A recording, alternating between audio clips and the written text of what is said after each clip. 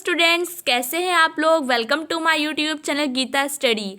आज हम लोग इस क्लास में क्लास 6 हिस्ट्री का chapter 3 in the earliest cities आरंभिक नगर के बारे में पढ़ेंगे। So let's we start the class. Saving an old building, पुराने भवन का संरक्षण। Jaspal and Harpreet were playing cricket in the lane outside their home when they noticed the people who were admiring the dilapidated old building that the children called the haunted house. Jaspal और हरप्रीत अपने घर के पास की गली में क्रिकेट खेल रहे थे। उन्होंने देखा कि कुछ लोग उस खंडहर घर की तारीफ कर रहे थे जिसे गली के बच्चे भूतहा घर कहा करते थे। Look at the architecture, said one of the main. एक ने कहा, इसकी वास्तुकला को देखो। Have you seen the fine wood carving? asked one of the women. क्या आपने कहीं लकड़ी पर इतनी सुंदर नक्काशी देखी है? दूसरी महिला ने कहा। We must write to the minister so that she makes arrangements to repair and preserve this beautiful house. Why, they wondered, would anybody be interested in the old run-down house? हमें मंत्री जी को पत्र लिखकर कहना चाहिए कि वह इस खूबसूरत घर को सुरक्षित रखने के लिए इसकी मरम्मत कराने की व्यवस्था करें। यह सब सुनकर जसपाल और हरप्रीत सोचने लगी कि इस पुराने खंडहर से लोगों का इतना लगाव क्यों हो सकता है। The story of Harappa, Harappa की कहानी। Very often old buildings have a story to tell. Nearly 150 years ago, when railway lines were being laid down for the first time in the Punjab, engineers stumbled upon the site of Harappa in the present-day Pakistan. To them, it seemed like a mound that was a rich source of ready-made, high-quality bricks. So, they carried off thousands of bricks from the walls of the old buildings of the city to build railway lines. Many buildings were completely destroyed. अक्सर पुरानी इमारत अपनी कहानी बताती हैं।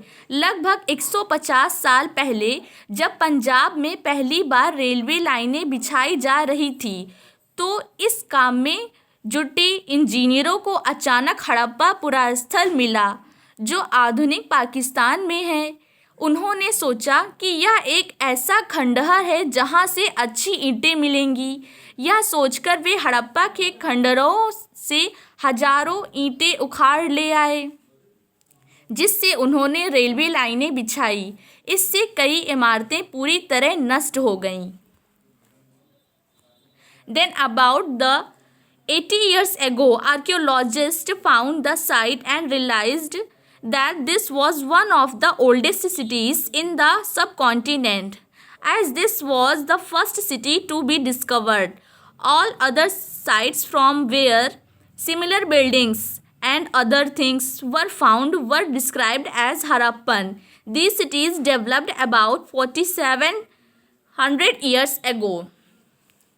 उसके बाद लगभग 80 साल पहले पुरातत्वविदों ने इस स्थल को ढूंढा और तब पता चला कि यह खंडहर उपमहाद्वीप के सबसे पुराने शहरों में से एक है। चूँकि इस नगर की खोज सबसे पहले हुई थी, इसलिए बाद में मिलने वाले इस तरह के सभी पुरास्थलों में जो इमारतें और चीज़ें मिली उन्हें हड़प्पा सभ्यता की इमारतें कहा गया। इन शहरों का निर्माण लगभग 4700 ईयर पहले हुआ था। Very often old buildings are pulled down to make way for new construction. Do you think it is important to preserve old buildings? प्रायः पुरानी इमारतों को तोड़कर उनकी जगह भवन बनाए जाते हैं। क्या तुम्हें लगता है कि पुरानी इमारतों को सुरक्षित रखना चाहिए? What was special about these cities? इन नगरों की विशेषता क्या थी?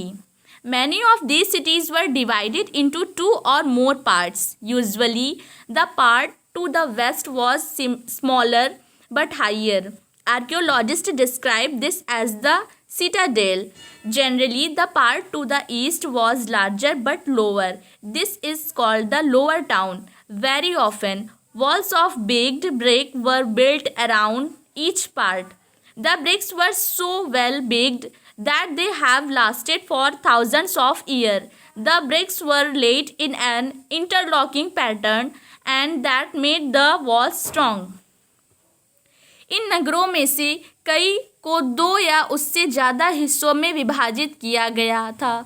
प्रायः पश्चिमी भाग छोटा था लेकिन ऊंचाई पर बना था और पूर्वी हिस्सा बड़ा था लेकिन यह निचले इलाके में था. ऊंचाई वाले भाग को पुरातत्वविदों ने नगर दुर्ग कहा है और निचले हिस्से को निचला नगर कहा है. दोनों हिस्सों को 4 दीवारियों पक्की ईंटों की बनाई गई हैं. इसकी ईंटें इतनी अच्छी पक्की थी कि हजारों सालों बाद आज तक उनकी दीवारें खड़ी रही हैं. दीवार बनाने के लिए ईंटों की चिनाई इस तरह करते थे जिससे कि दीवारें खूब मजबूत रहें. In right hand side, these cities were found in the Punjab and Sindh in Pakistan and in Gujarat, Rajasthan, Haryana and the Punjab in India. Archaeologists have found a set of unique objects in almost all these cities. Red pottery painted with designs in black, stone weights, seals, special beads, copper tools and parallel sided long stone blades. ये नगर आधुनिक पाकिस्तान के पंजाब और सिंध प्रांतों, भारत के गुजरात, राजस्थान, हरियाणा और पंजाब प्रांतों में मिले हैं. इन सभी स्थलों से पुरातत्वविदों को अनोखी वस्तुएं मिली हैं, जैसे मिट्टी के लाल बर्तन जिन पर काले रंग के चित्र बने थे, पत्थर के बाट, मुहरे, मनके, तांबे के उपकरण और पत्थर के लंबे ब्लेड आदि. In some cities, special buildings were constructed on the citadel.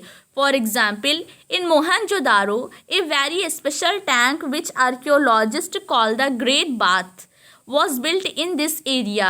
This was lined with bricks, coated with plaster and made watertight with a layer of natural tar. There were steps leading down to it from 2 sides.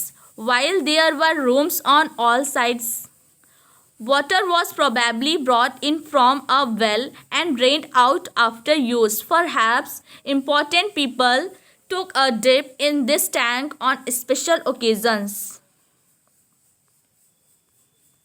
कुछ नगरों के नगर दुर्ग में कुछ खास इमारतें बनाई जाती थी. मिसाल के तौर पर मोहनजोदाड़ो में इस खास तालाब बनाया जाता था जिसे पुरातत्वविदों ने महान स्नान नागार कहा है. इस तालाब को बनाने में ईंट और प्लास्टर का इस्तेमाल किया गया था. इससे पानी का रिसाव रोकने के लिए प्लास्टर के ऊपर चारकोल की परत चढ़ाई गई थी. इस सरोवर में 2 तरफ से उतरने के लिए सीढ़ियां बनाई गई थी और चारों ओर कमरे बनाए गए थे. इसमें भरने के लिए पानी कुएं से निकाला जाता था. उपयोग के बाद इसे खाली कर दिया जाता था. शायद यहाँ विशिष्ट नागरिक विशेष अवसरों पर स्नान किया करते थे. Other cities such as Kalibangan and Lothal had fire altars where sacrifices may have been performed, and some cities like Mohenjo-daro, Harappa and Lothal had elaborate storehouses. Kalibangan और लोथल जैसे अन्य नगरों में अग्निकुंड मिले हैं जहां संभवतः यज्ञ किए जाते होंगे.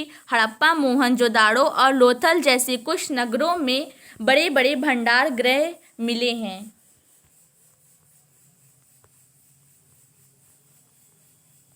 The Great Bath.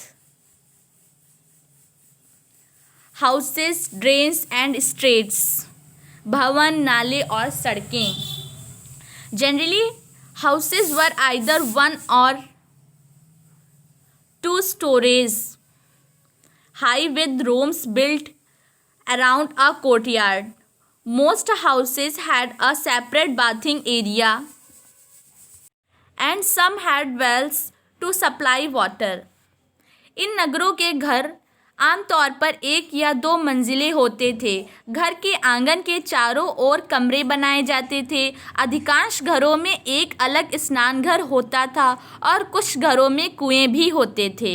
In left hand side, how bricks were arrange to build walls in Harappan cities. Harappa के नगरों में ईंटों की चिनाई। Many of these cities had covered drains. Notice how carefully these were laid out in straight lines. Although you cannot see it, each drain had a gentle slope so that water could flow through it. Very often, drains in houses were connected to those on the streets, and smaller drains led into big ones. As the drains were covered in section, holes were provided at intervals to clean them. All three houses, drains, and streets were probably planned and built at the same time.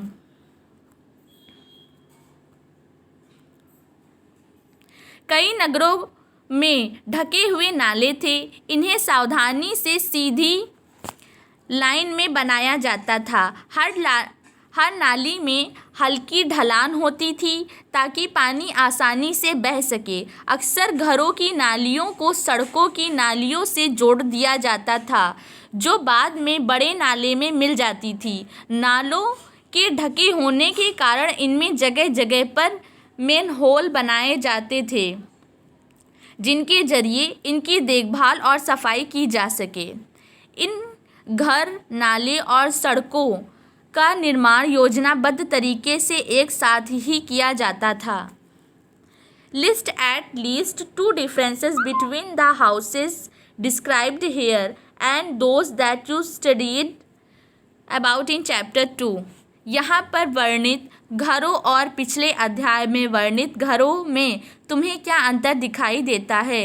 कोई 2 अंतर बताओ। यहीं तक रखते हैं। आगे का chapter next video में पढ़ेंगे। एट लास्ट, अगर आपने अभी तक मेरे चैनल को सब्सक्राइब नहीं किया है तो इसे सब्सक्राइब कीजिए, लाइक कीजिए और शेयर कीजिए। Thank you.